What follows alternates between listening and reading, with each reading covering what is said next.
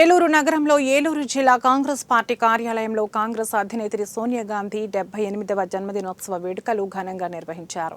ఏలూరు జిల్లా కాంగ్రెస్ ఇన్ఛార్జ్, ఏలూరు నియోజకవర్గం కాంగ్రెస్ కన్వీనర్ రాజనాల రామ్మోహన్ రావు ఆధ్వర్యంలో కేక్ కట్ చేసి స్వీట్స్ కార్యకర్తలందరికీ పంచిపెట్టారు. ఈ సందర్భంగా రాజనాల రామ్మోహన్ రావు మాట్లాడుతూ కాంగ్రెస్ పార్టీ దేశంలో, రాష్ట్రంలో అధికారంలోకి వచ్చే విధంగా కాంగ్రెస్ కార్యకర్తలు కృషి చేయాలని పిలుపునిచ్చారు.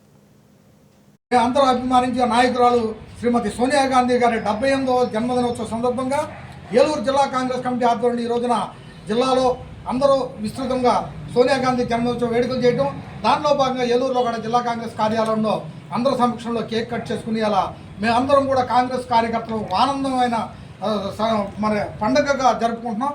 ఆవిడ 78వ సంవత్సరం జన్మదినోత్సవ శుభాకాంక్షల్లో ముఖ్యంగా ఈపీఐ చైర్పర్సన్గా గతంలో అనేక కార్యక్రమాలని కాంగ్రెస్ పార్టీ అధికారంలోకి రావడంలో ప్రధాన పాత్ర వహించడమే కాకుండా ప్రధాన పాత్ర వహించి అధికారంలోకి వచ్చినప్పటికీ ప్రధానమంత్రి పదవిని తృణప్రాయంగా నాకు వద్దు అని చెప్పినటువంటి త్యాగమయ్య శ్రీమతి సోనియా గాంధీ